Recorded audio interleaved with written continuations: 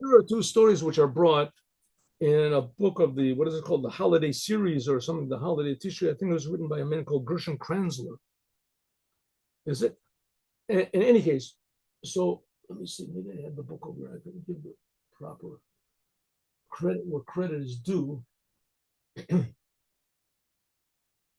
Okay, anyway, it's a Chabad book. So he brings two stories about how powerful one small good deed is and how powerful one bad deed is.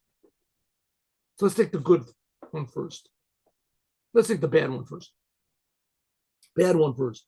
One small sin can have catastrophic effects. Once there was a man, a rich man, that was having a big party in his house. He had hundreds of guests, and they were all sitting around this huge table and, saying words of Torah and enjoying themselves. And this man had a huge chandelier, which was hanging from his ceiling. That was the pride of the whole, it was like the of the whole evening. It was just beautiful. And it glistened and the lights that were shining. And a poor person came knocking at the door in the middle of the party. So the man's servant answers the door and he says that there's a poor man at the door and he wants to know if we can give him some clothes. So the rich man says, oh yeah, sure. Tell him to go up into the attic. And up in the attic, there is a, a bag. You'll see the bag there. It's up there in the and there's also clothes strewn around that he can take whatever clothes he wants to and put it in the bag, and he can go anything he wants, no problem. And also when he comes down, if he wants to, I'll give him something to eat. Says thank you very much. The poor person goes up. After about 7 minutes, all of a sudden the chandelier comes crashing down in the middle of the table, smashes on the table. There it is. So no one could figure out. Everybody's lucky they're just alive. They're screaming. And the poor man comes down from the top with a bag around his this, and he comes to the rich man and says, listen, I would like a little something to eat.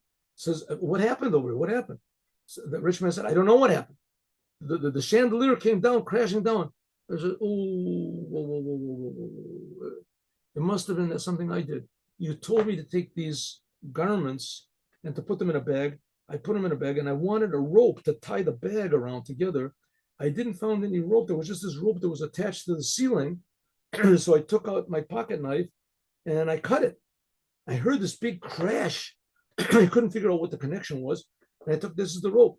And he did a little tiny thing, just cut this little rope, and the chandelier, the huge, tremendous repercussions happen. That's what happens if you do a little tiny sin. You didn't think it was so bad, but the repercussions can be disastrous. But opposite way, a little tiny good act can have tremendous good effects. Once there was a rich man, and this rich man had a young man that used to work for him, a young man from around the community, a boy from around the community, and he would do work. He would cut his lawn. Sometimes he would paint the porch. And the rich man said, listen, he took this young boy that used to help him around the house, and he said, listen, I'm going on a long business trip. Here's a list of things that I would like you to do. I want you to to clean the yard around here, and I want you to paint my garage, and I want you to do this. And then there's the boat. Paint the boat. I have a boat, a rowboat, and I want you to paint it. Right, paint it. And then there's a whole list of other things to do. And the man took off. He traveled. He got far away. He got on a plane, whatever. Suddenly he remembered that the boat, that rowboat that he had, was it had a hole in it. And he remembered that his grandson told him that he was going to take that boat and go fishing. He asked him if it was okay that now you're going on a trip. So I want to ask your permission. Can I take the rowboat and take it to go fishing? Without thinking about it, he said yes. So he remembered he had already been 2 days on his trip. And what am I going to do? He called home. He tried to call the young boy. He didn't know what to do. So he called the police. And he said, please, will you go over to my house and immediately see if my grandson has taken the hole in the boat, please, if it's necessary, save him. So the police immediately raced down there, and they said, oh, there was this grandson sitting in the middle of the little river they had, their pond, and he's sitting in this boat, and he was fishing, nothing wrong. And the police immediately, they called him in, and they checked, and it was okay, nothing wrong. The rich man came home a week later, and he heard the police told him, of course, that everything was all right. And he saw the boat had been fixed. So we went to the young boy who was supposed to fix everything around the house, and he said, "I see that you fixed. Was it you that fixed that hole?" I said, "Yeah, you told me to paint the boat, and I saw there was a little hole there, so I fixed the hole."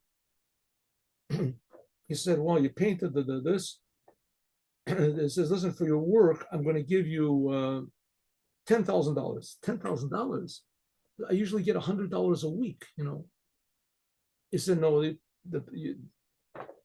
said, "Listen, that you work, you get $100 a week. That's because of the work you do. But because you fixed this hole, you saved my grandson's life." So the boy said, "Listen, it doesn't make any sense to me. I work for hours in order to paint the whole boat. Only took me 1 hour. To fix that little hole took me 5 minutes.